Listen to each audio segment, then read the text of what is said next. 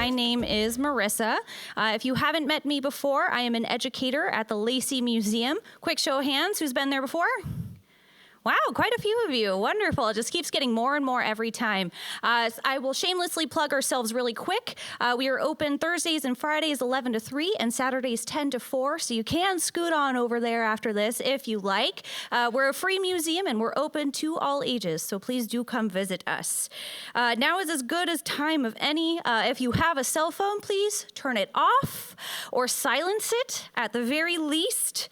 Take the time to do that now. And in the end, if you haven't had a chance to do so, please sign in to our guest book. It just helps us know how you're hearing about us and what we can do better in the future. So please do that. We would like to thank all of you for showing your support with us this season. We have had just an absolutely massive turnout for our Sasquatch Revealed exhibit. It's been well beyond anything we could have ever imagined. We've tripled, if not almost quadrupled, our annual attendance in just 4 short months. So seriously, thank you folks so very much. We also extended our bus tour. So originally we were just going to have 1 bus tomorrow, but tomorrow we will actually have 2. So thank you again for showing your support and signing up for that wait list. If you didn't get a chance to get on that bus tour this year, we will do it next year. So just pay attention. If you do put your email on our sign-in list, we'll send you all of that information right to your inbox and you don't have to worry about searching for it. Next month, we'll have Karen Johnson in on November 18th. She will talk about the Cowlitz Trail, so please do come by for that.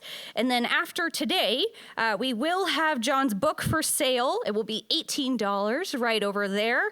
We'll open the floor to questions, and I'll have a mic that I'll be passing around to you guys, so do try to talk into that mic. It's just good for the folks who will be watching at home on YouTube in the future.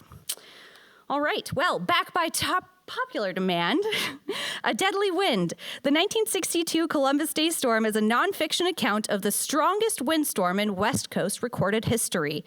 The storm killed dozens, injured hundreds, damaged more than 50,000 homes, and leveled enough trees to build 1 million homes.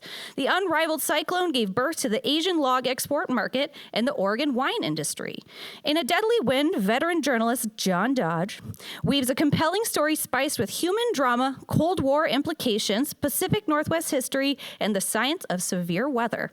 This best-selling book was published by Oregon State University Press in October 2019, or 18, pardon me. Now a little about John. John was a columnist, editorial page writer, and investigative reporter for the Olympian prior to retiring in 2015. Congratulations. From an award-winning career that spanned over 40 years. He and his wife, Barbara, live in the Olympia area and enjoy gardening, bird watching, hiking, reading, and traveling. Please welcome John.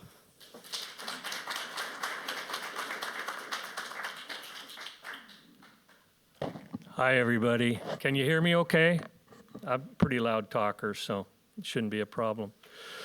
Well, welcome. It's great to be here in Lacey on the anniversary, the 57-year anniversary of the storm. This is where I was when the storm struck. Not this building, because obviously it wasn't built yet. Not much of Lacey was built yet in '62, but I was at the North Thurston High School football game right as the winds started to reach South Puget Sound.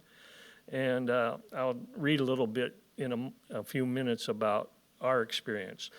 But first thing I like to do at these gatherings is ask how many people are storm survivors in the crowd, lived through the storm in the Northwest.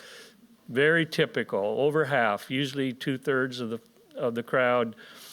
This is something that is a seminal moment in your life. You remember that day, where you were, what was happening, whether you were living in the Lacey Olympia area or in Portland or Eugene or even up north in Bellingham, anywhere along the Northern California to British Columbia pathway, you remember that storm. So people ask, why did I write about it? Couple reasons. First of all, I lived through it and it made quite an impression on me. Secondly, as a journalist, a reporter at the Olympian and other papers for 40 years, I often would write anniversary updates, not updates, but remembrances of the storm and gather storm stories and hear what people experienced that day.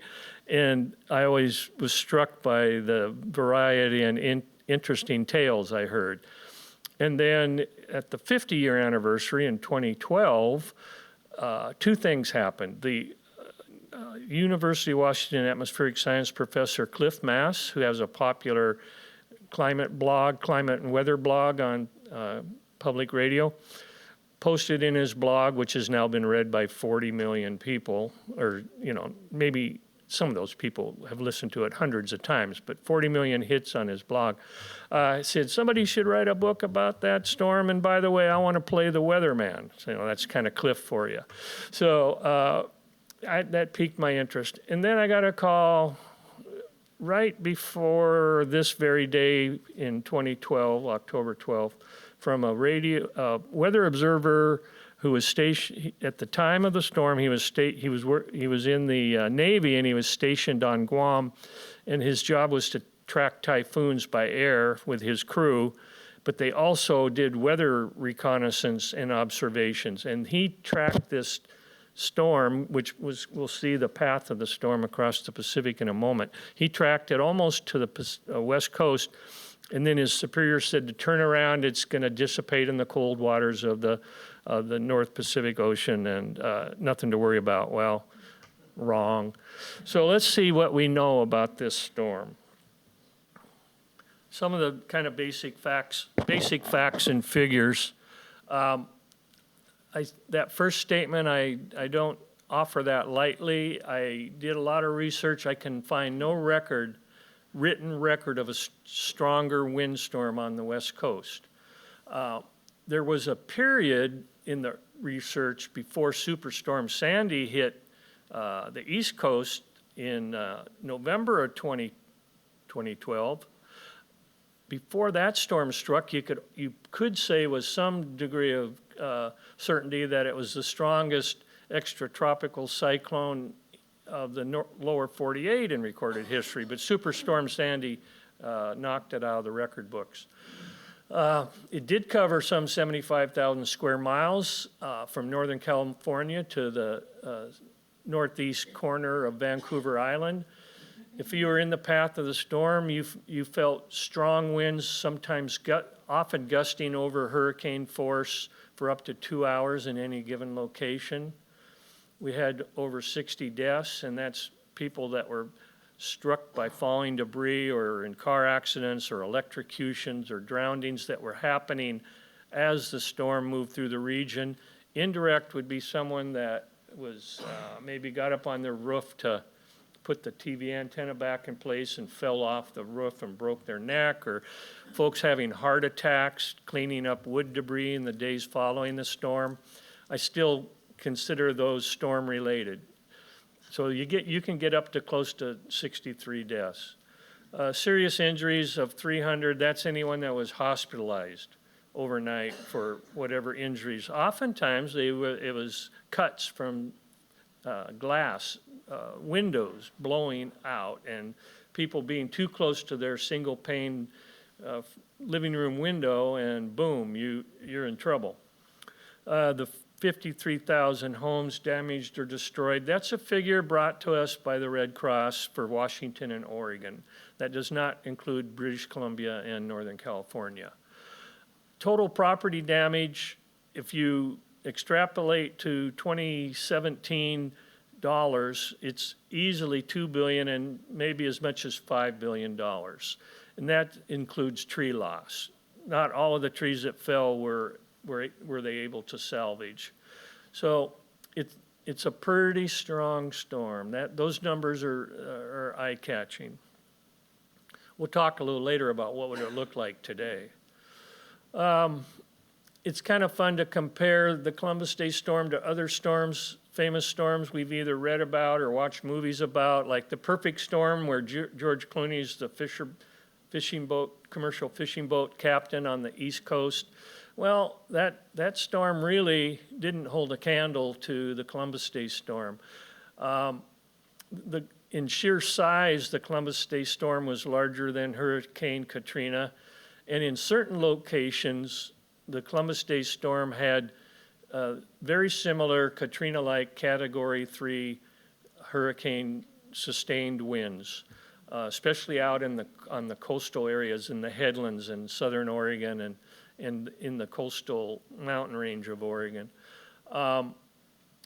Superstorm Sandy, I mentioned a moment ago, the Superstorm Sandy, more fatalities, more property damage. However, the winds in the Columbus Day storm were stronger, but they were both the same sorts of storms. By the time Superstorm Sandy hit the East Coast, it had morphed from a hurricane to an extratropical mid-latitude cyclone, which is what the Columbus Day storm is. A cyclone like this is driven by differences in pressure and temperature and pressure differences in the atmosphere as warm and cold air systems collide. That's what happened with the Columbus Day storm, and that's when Superstorm Sandy made landfall. It was no longer a hurricane either.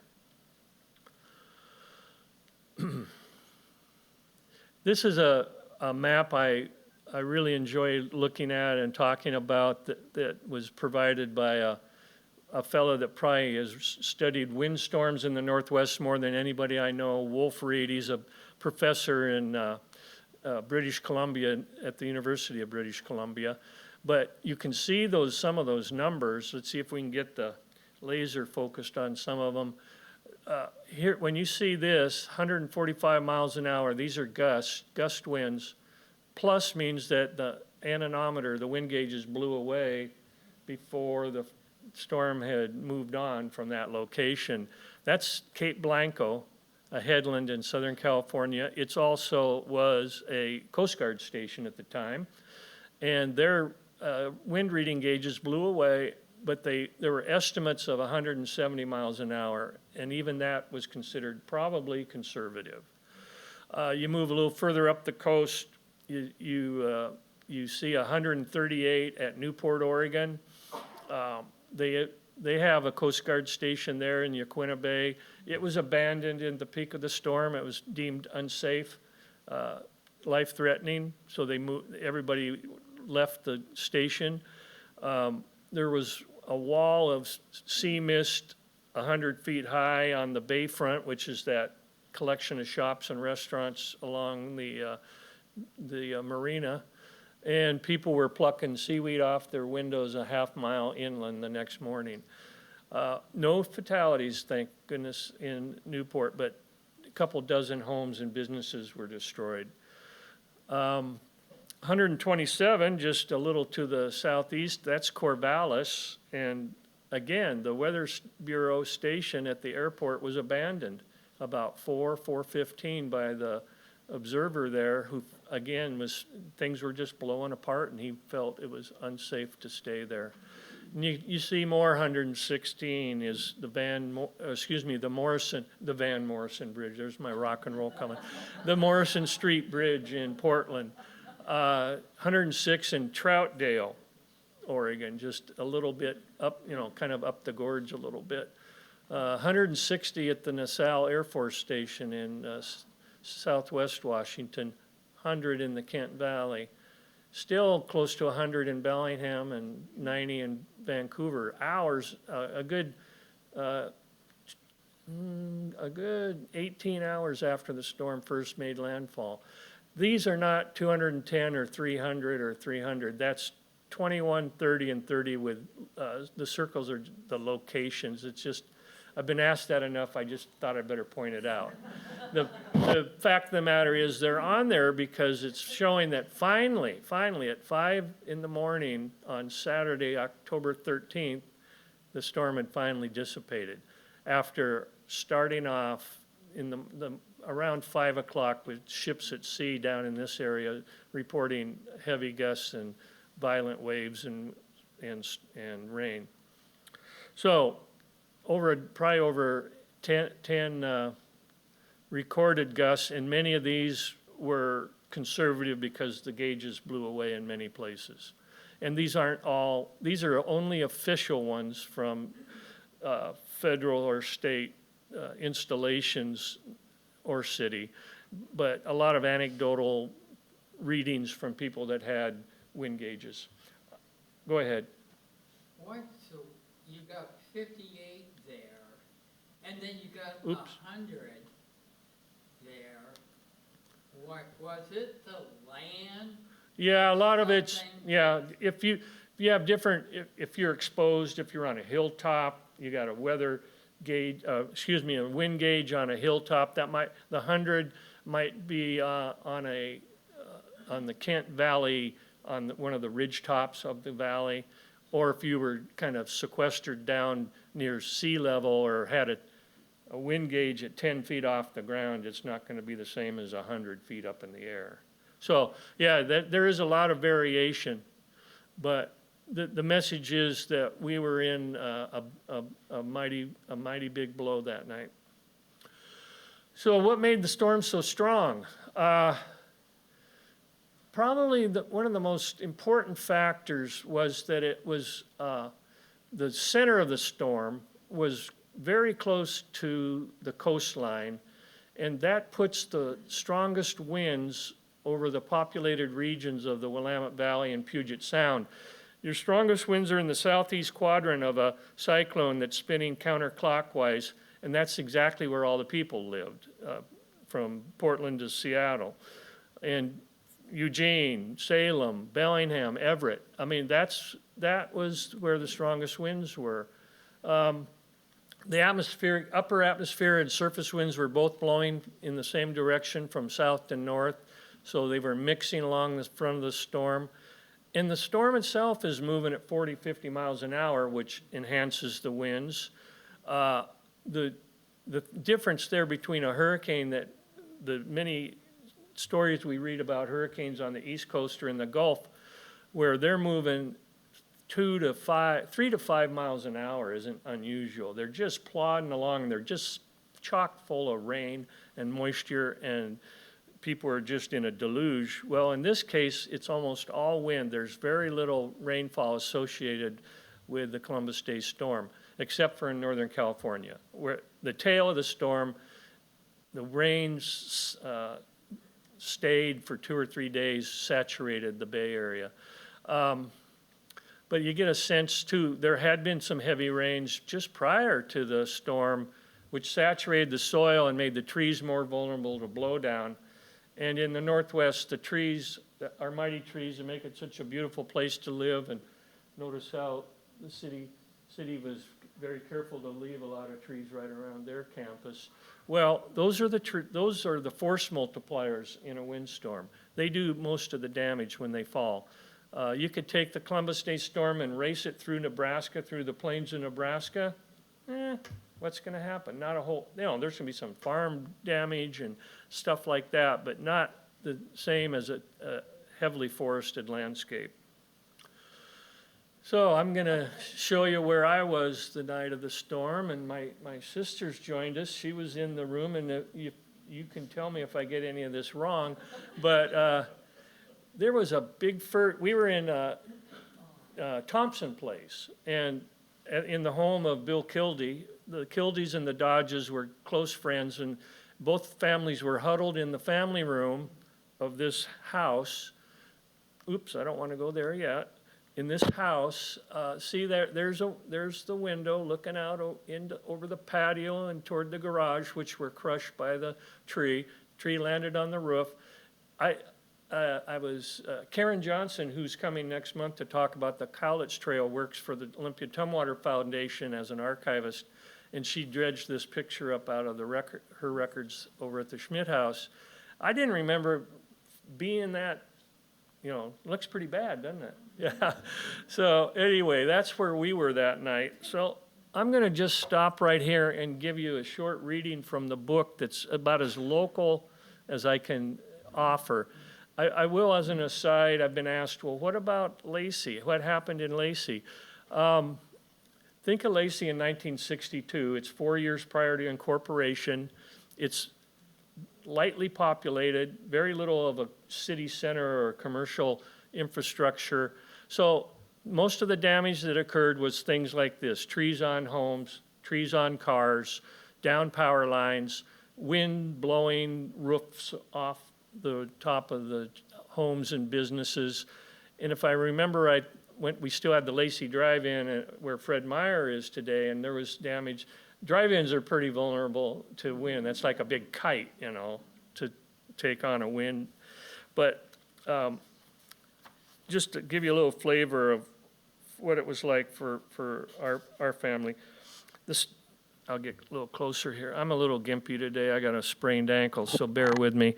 The storm came to life for me in Lacey, Washington, near the capital city of Olympia. The undefeated North Thurston Rams were prepared to take on their main rival, the Curtis Vikings, in a Seamount League football game. I gathered in the grandstand with friends. With kickoff just minutes away, the wind morphed from a gentle breeze into a steady gale from the south. The field lights flickered and swayed in the wind. A state trooper, cloaked in cheap plastic raincoat and armed with a megaphone, strode onto the field. He said a destructive windstorm was about to strike the Olympia area and urged everyone to head home immediately.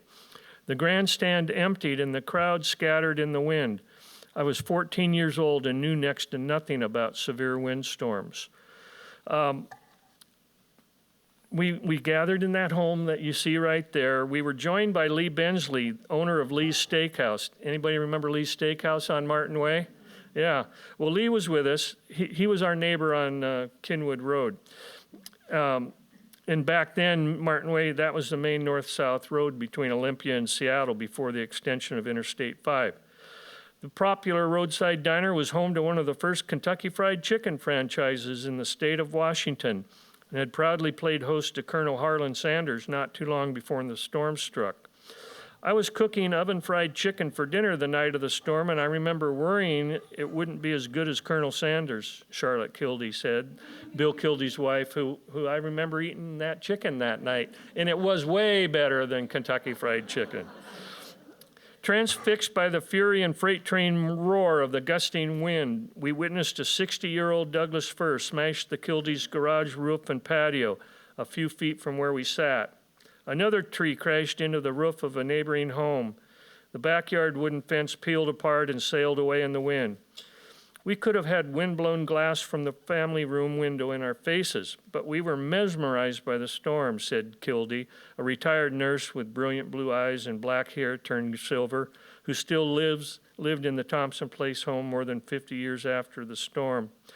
After the winds died down, and this was 3 hours later, my father and I climbed into our old pickup truck and headed for home to check for wind damage. So we lived on acreage on Kinwood Road, heavily forested property, and the folks had thought we'd be safer here than over at our house. Okay, so we left my mother and 2 sisters at the Kildees. At least the Kildees still had electricity, we figured. We didn't know what we'd find at our house. Traveling west on Martin Way with very little traffic, we saw roadside signs tossed about and power lines dangling from their poles. A sudden final gust of wind assaulted the vehicle and almost stopped us in our tracks. It was approaching 11 p.m., and I conjured up frightening images of our recently built Rambler-style home in the woods, smashed to pieces by fallen trees. Inching up our long dirt driveway to the crest of the hill, where our house stood in the trees, an eerie silence enveloped us. The landscape was tattered and torn by a wind that had left us behind and continued its northern pursuit. I dreaded what we would see. In the darkness, I could see fallen trees and branches strewn about the lawn and driveway, but much to my relief, the house had been spared. So there we are. There was a lot of random tragedy and random luck, random bad luck and good luck, and we were one of the lucky ones, although we were out of power about 8 days, and we lost everything in the freezer. There were 2 fatalities in Thurston County that night. It was out on Bald Hills Road near Yelm. Many of you know the Archibald sisters store downtown. Well, their parents were struck by fallen trees in their car and killed instantly. So again, if they were 5 seconds one way or the other, they might be proud grandparents right now. Instead, it was the grandparents were left to raise the kids. So there you have a little slice of the storm in our neck of the woods here. Back to the origin. The storm traces its roots across the Pacific Ocean over in the Marshall Islands. The numerals you see are days in the month of October. So Typhoon Frida starts forming around the 3rd of October. By the 6th of October, it's a full-fledged typhoon. The name a typhoon is the same as a hurricane, only it's out the Pacific Ocean equivalent of an Eastern Atlantic Ocean hurricane. And you can see it marching across the ocean, heading toward the west coast. I think it's right about here. It morphs from a full-fledged typhoon into a tropical storm. So the winds are starting to die down a little bit, but it's still a pretty strong storm. This is where my Navy typhoon tracker was told to turn around, right around the 10th. But you can see the storm moves along, and then it kind of parks itself right here on the 11th, Friday night. And then it's re-energized by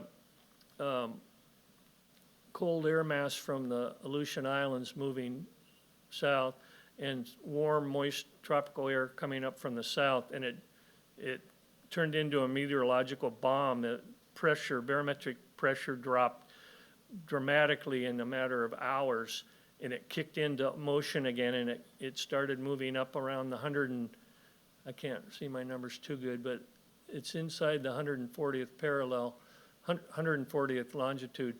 But you can see the path of the storm is very close to land. And the 13th is where it finally dies down. But here's where all that damage occurred. From 5 in the morning till about 5 Saturday morning. 5 in the morning Friday to 5 in the morning Saturday.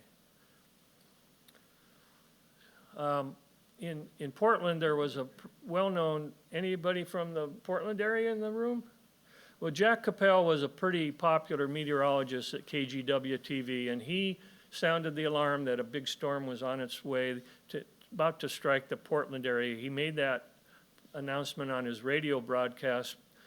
This is his TV studio, and this is not the day of the storm, but I use this to show the crudity of weather forecasting and weather, the 6 o'clock weather. Look at, it's all just ink markings on easel boards, and it just boggles my mind how little they had to work with back then. But he had been out at the Weather Bureau, the U.S. Weather Service, National Weather Service was called the U.S. Weather Bureau in '62. He was out at their station in Portland and had been there most of the day because he knew something big was happening, because all the weather stations to the south were going dark from widespread power outages. Barometer readings were dropping. The Portland Weather Bureau had received ominous reports from ships at sea all through the morning hours and into the afternoon of hurricane force winds and mighty swells. So he knew that a storm was advancing south to north. So he just told everybody at 5:15 this was right in the midst of the Friday night commute, Portland traffic commute, to find shelter, get somewhere safe, hunker down.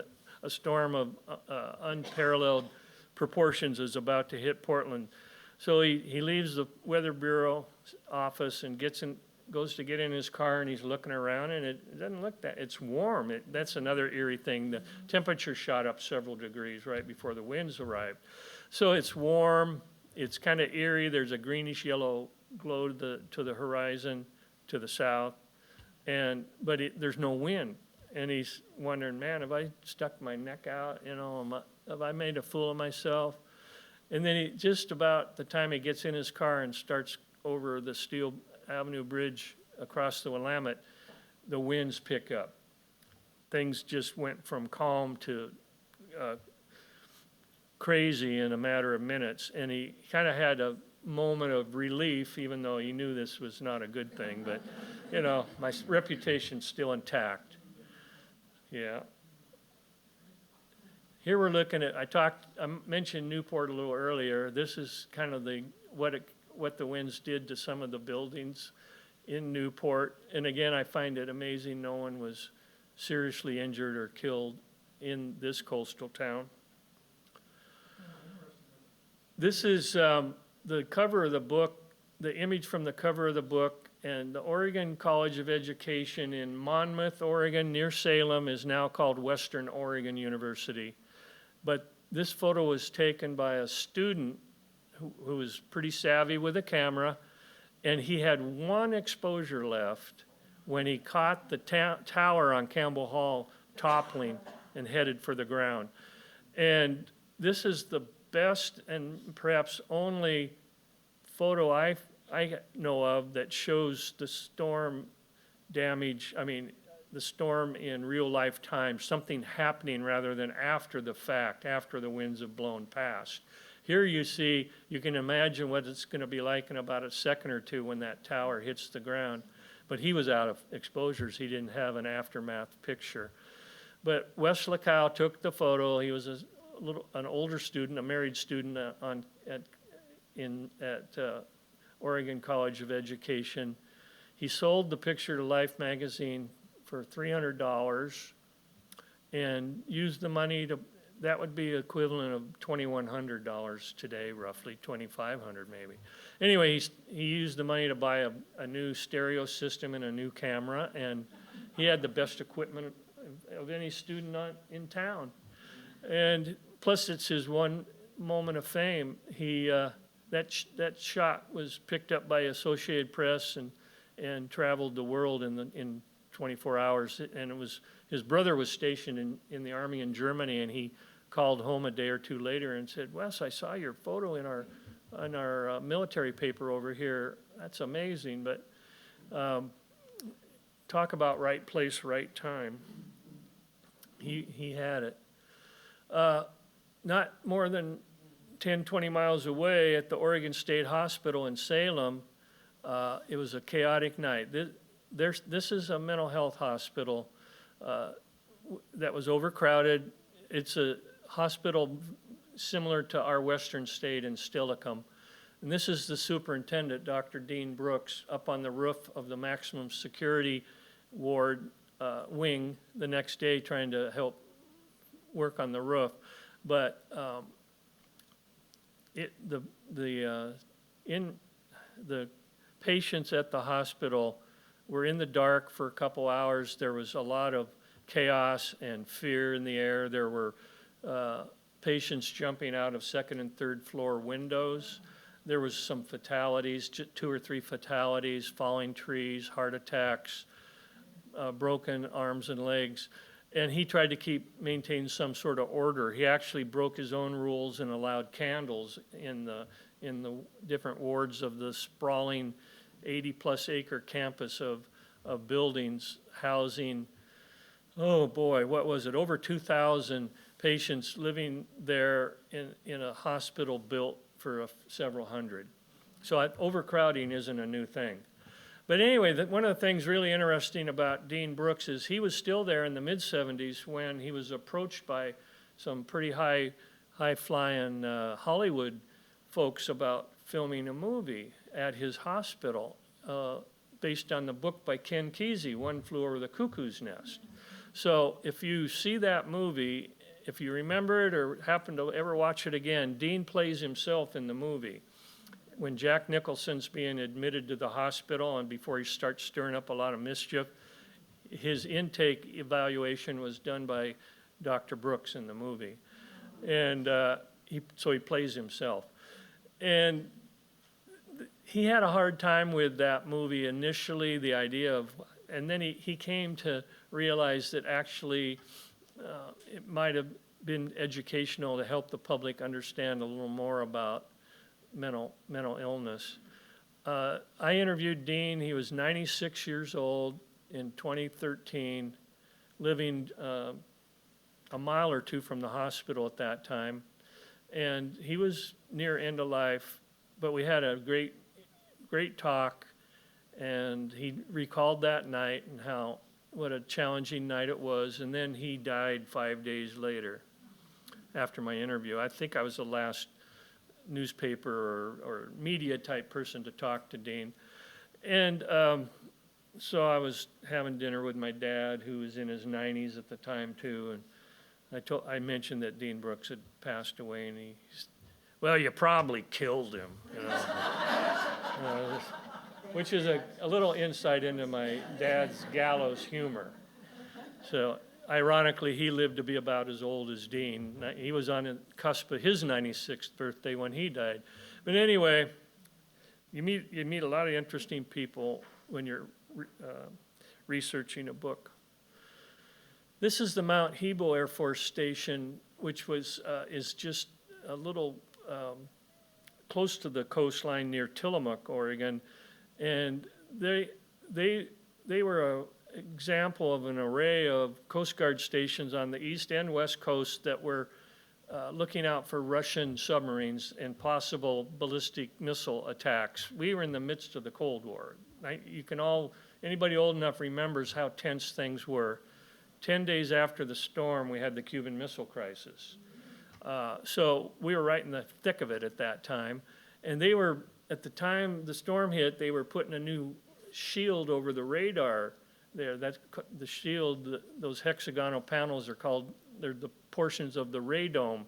Well, the wind got inside there and just tore it apart. And those 80 to 100 pound panels were flying around like Frisbees.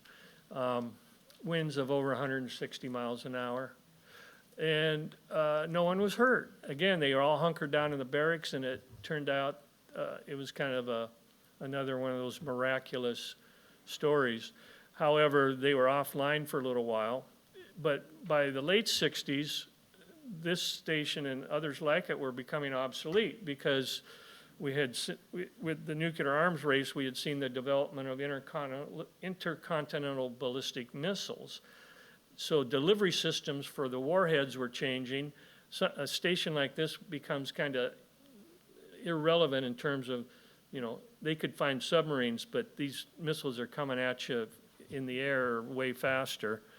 So they shut it down along with others just like it.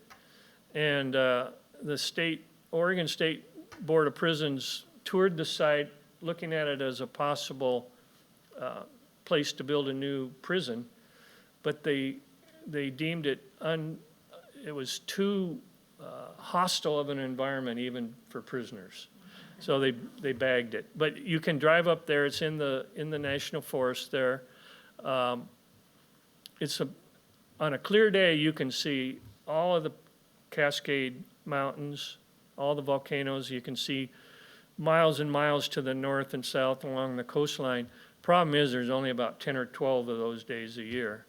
In the day I visited, it was blowing 40 miles an hour and cold and rainy. And they used to issue winter-type military garb to the Air Force crews that arrived to be stationed at the site. Even in the summertime, they had winter garb. Very, very inhospitable. One of the big stories from the storm is the effect it had on the timber of our region, the trees, the forests. The estimated volume of timber that was either knocked to the ground or trees split apart was 15 billion board feet. That's enough to frame 1 million homes. It was more than the region's mill capacity could handle. There was no way to deal with all this wood all of a sudden. So Weyerhaeuser and the state's foresters turned an eye toward Japan, which was in the midst of a pretty strong housing construction boom and recovery from World War II. And they had very little raw product to work with, and they loved wooden homes. They liked our timber, especially the hemlock. But what we have here is the birth of the log export market. This is what brought us that whole piece of the timber economy that's still with us today and represents about 22 to 25% of the total timber economy of the region. Raw logs shipped across the ocean to now China, Japan, and Korea, then just Japan. But it's one of the consequences of the storm. And it's interesting that 15 billion board feet. Here's a great photo that a Washington State DNR forester shared with me. he was working in the drainages, the river valleys flowing off Mount St. Helens at the time, doing timber surveys. So look, there's our beautiful, iconic, symmetrical Mount St. Helens in 62, 18 years before it blew its top. So when it did blow its top, the amount of timber knocked down was still more like 3 to 4 times less than what was knocked down in the Columbus Day storm. Amazing. They had to build a lot of logging roads too to get to all this down timber, thousands of miles of logging roads that later became environmental thorns in the side of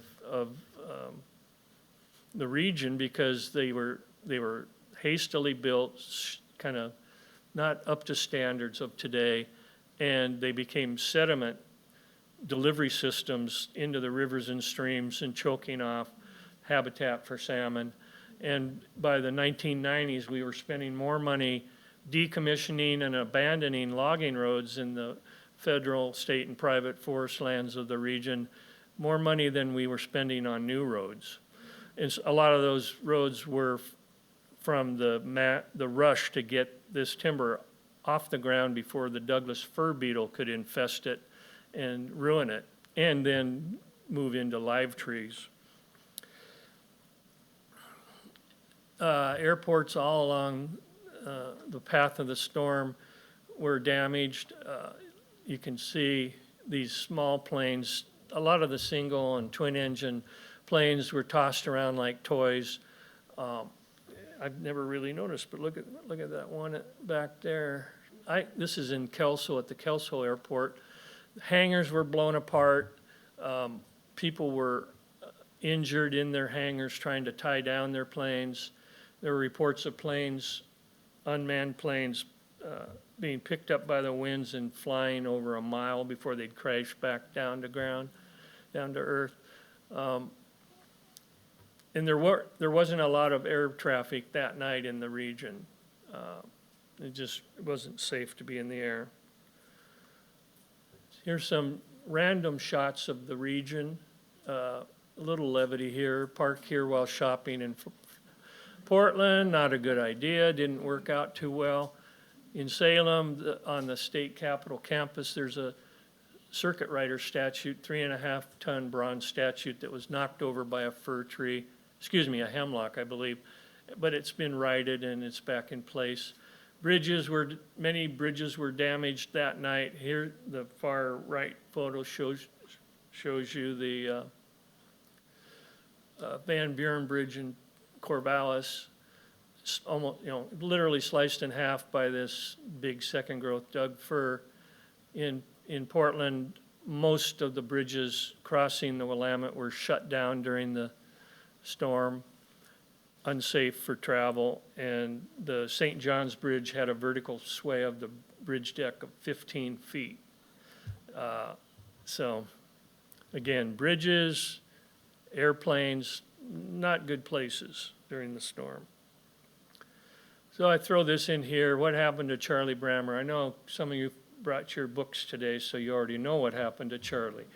But Charlie was a 7-year-old boy in Spanaway, suburb of Tacoma, living with his folks, and they had just put a new roof on their house, so they had stepped outside around 7 o'clock, maybe a little later, to look at see how what the winds were doing to their roof. And sure enough, it was rough on the new roof, but he started playing around in the yard. It's a semi-rural to suburban neighborhood, and a big, large animal came loping out of the darkness toward him and pounced on him. And at first he thought it was his pet dog, a Samoyed, but turned out it was an African lion.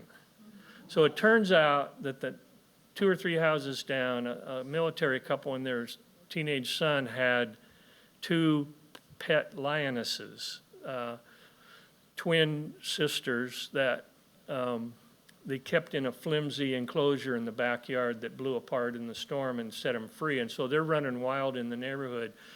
This one mauled Charlie pretty bad. Another one mauled a a middle-aged woman that was a nurse at Madigan who was home at the time in her yard. And Charlie had a kind of a life and death struggle with the lion, with his dad trying to pry the lion off him and telling Charlie to run for the house. And he got to safety, and they eventually got him to the hospital, Tacoma General in Tacoma, to the hospital, and he was stitched up. But you can see how close, inch or so here or there, he could have been blinded. So there was a lot of debate about what to do. The family filed a lawsuit against the other family. It turns out I can't tell you with total certainty where the lions came from, but I'm pretty sure they were surplus animals from the Point Defiance Zoo. They used to have more lions than they needed, and they needed to find homes for them. I had a public records request for accounting of all the lions, and I didn't get very far with them. But that's the likely source, and it turns out in our state, private ownership of exotic pets like that was not illegal until about 2006. So that would all kind of fit together as to where these lions came from.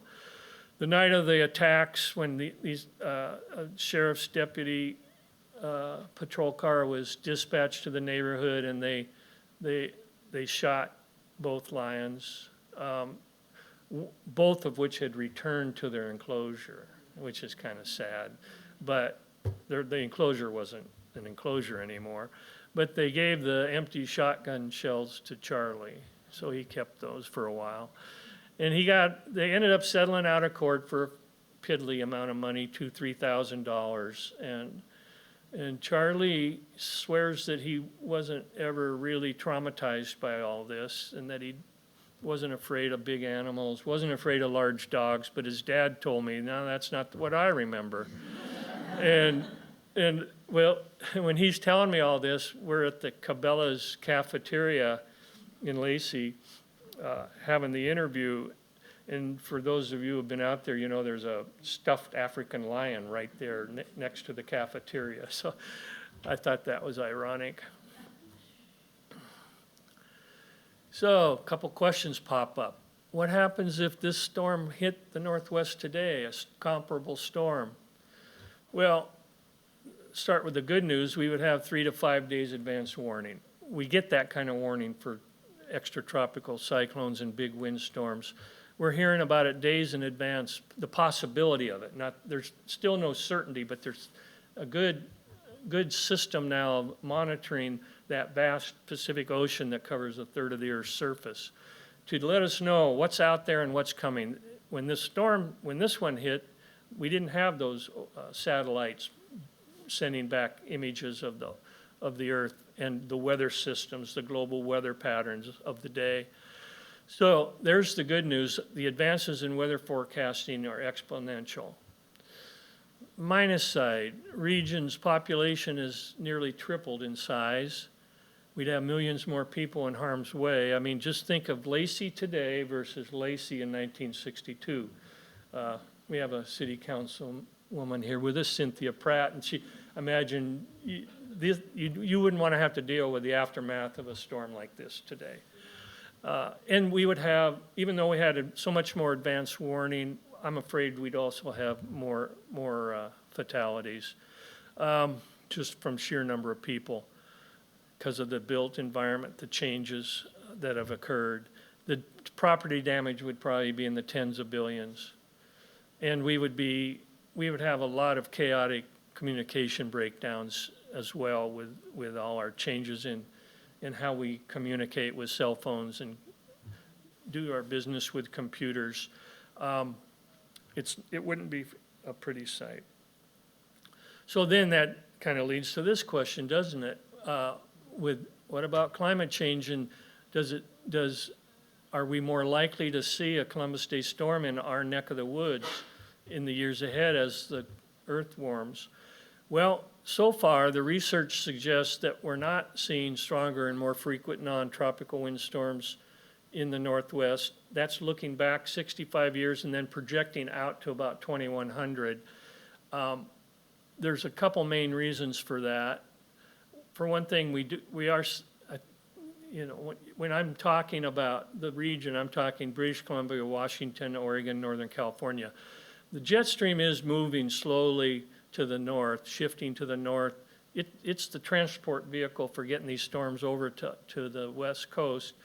And so the models suggest we may have more activity in Washington and BC, maybe a little less in Oregon. So it's kind of a where you live and pick your poison. But the biggest issue and biggest influencing factor is that in the Arctic region is warming so much faster than the mid-latitude regions where we live. That's reducing the extreme differences in temperature and pressure in the atmosphere that fuel these cyclones in the North Pacific Ocean. That's called polar amplification. So some of the ingredients that have to be in place to have a storm like this, the differentials are moderating a little bit. Now, that's not to say it can't happen or won't happen. No one is totally confident in their models, and this same scenario, what I just said, would not apply to the East Coast and the hurricane country. I think it's starting to look like we will have and do have the high likelihood of more severe hurricane weather, but there's such a big difference between the Atlantic Ocean and the Pacific Ocean in terms of size and storm movement, and how it doesn't take very long for something that starts with a gentle breeze in Africa to cross the Atlantic and strike the Gulf or the East Coast, whereas we've got a long journey to get to us. This is a little over my head. I relied on the best science I could find, and believe me, if I could have ended a talk like this with, boy, we're going to have more of these and they're going to be worse, and you better buy my book and get a feel for what it's going to be like. You know, it would have been a great marketing tool, but you know, I'm a journalist. I got to stick with the facts, right? But again, the future's unknown. We do know we're having climate weirdness. I mean, that wasn't much of a fall we just had, was it, before the first freezes of the year? It's just things are kind of chaotic and weird now. But this is our storm season. 3 years ago, we were warned that we were about to see a non-tropical cyclone similar in scope to this one, and then it kind of petered out just before it hit, but it was right this week, 3 years ago. So with that, I will take questions, and if someone wants to share a quick storm story, we have time, don't we, for? I'm just grabbing that mic. Okay, well, we'll start with questions or anecdotal stories. Yeah. I was in Kelso during the storm, and our television stations were Portland at that time. And in my family's home at that time, the television was always on. What I remember so clearly is there was no warning whatsoever. Yeah. Did any of your research indicate that there was any televised warnings or radio warnings beyond what you talked about there? Yeah. What happened is the Portland weather station put out a weather advisory early Friday morning. It followed up with a wind warning about 10 o'clock in the morning that would have given most people some sort of pause about, boy, this is pretty serious. But it was nothing to the degree that actually happened. It was 50, 60 mile an hour winds or 40 mile an hour winds. That's what they were predicting. Bear in mind, I've talked to folks that were on the job that day in Portland, meteorologists, that they were discouraged from forecasting records, like a record wind or a record temperature, a record windfall. That was frowned upon. So they were very conservative in these weather advisories. The weather advisories and wind warnings went out to schools and airports and municipalities, and it looked like a fairly comprehensive network of officialdom that was receiving the word. But still, when I did my research, I would see reports from the superintendent in Salem saying, we didn't hear anything, or some schools let their kids out early that day in advance of the winds. Others got caught flat-footed. it was not organized as it would be today. And in Portland, all of the TV stations were knocked off the air when their transmission towers blew over in the storm. And the only way you were getting information by then was if you had a transistor radio, because they were hooking up emergency generators and broadcasting on the radio from their studios. But in '62, transistor radios were just coming into commercial, full-blown mass marketing of transistor radios, so not everybody had them. You would think that if something had hit, some of this stuff was happening in Eugene and Southern Oregon in the afternoon, you would think that by the time we're at the football game, we would have known how bad it was. And I talked to the assistant superintendent in the North Thurston schools. He said, yeah, we had a meeting, afternoon meeting, talked about the weather. We were hearing things weren't going too well down in Oregon, but we decided to go ahead and play the game, or try to play the game. And of course they didn't. But it was unsophisticated network of communications. Anybody else? Yeah. Hey, John. Hi. I went to your previous show over at Panorama City. Oh, yeah, thanks. Two things. Did I say the same thing, or did I change it up? That's a little different, actually. Well, I get bored with it. I got to mix it up. No. So, number one, my mom flew into SeaTac that night Oh, boy. from New Jersey.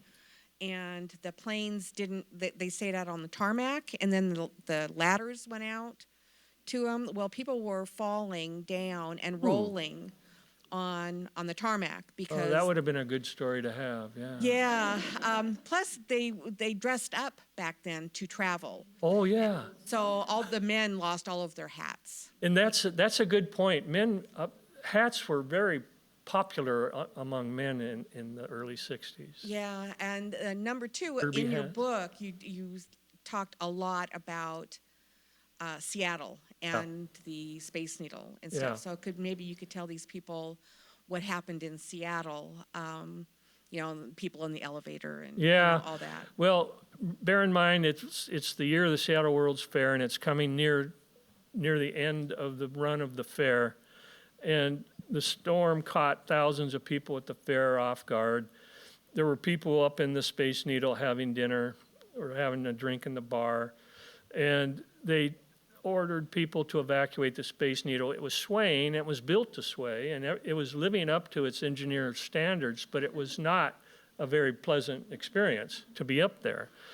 But the elevators went offline right when a couple of fair employees were heading up to rouse some kind of reluctant, boozy bar patrons from telling them to get out of the bar and come, go down the stairs.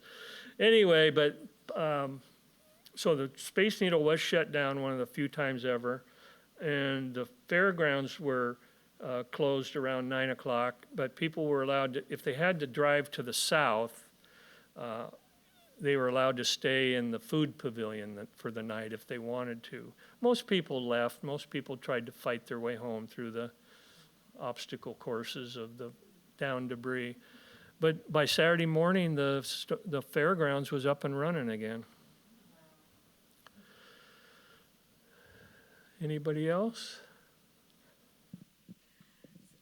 So maybe you could tell people the damage to the park and the area up in Vancouver. Oh, yeah. Well, I can tell you read the book. Well, yeah, so you can kind of tell the way I structured the book is I went from south to north, and I just told stories along the way and mixed in some history and meteorology. So near the end of the book, we're in Vancouver, British Columbia at Stanley Park. And how many have visited Stanley Park? It's a beautiful, wonderful, one of the world's top park attraction in the world. Well, remember how it had the main north-south highway runs right through the middle of the park. So you go over the Lionsgate Bridge across Burritt Inlet, Burritt Passage into the mountainous areas to the north of Vancouver. Well, so there was traffic going through the park when all of a sudden the storm hits, and there was, I probably aren't going to remember the exact numbers, something like 40 cars, trucks, and buses trapped in the park on the road, and some of the more intrepid reporters for the two big daily papers worked their way into the park and were interviewing people, and fire trucks were coming, and a couple people, I think one woman was fatally crushed by a falling tree in a car in the park. But the park was heavily damaged, a lot of down timber, which led to a big logging operation in the park, which met with a lot of ire from the citizenry who felt that maybe they were using the storm as an excuse to cut timber out of the park. But Stanley Park is a fun little story.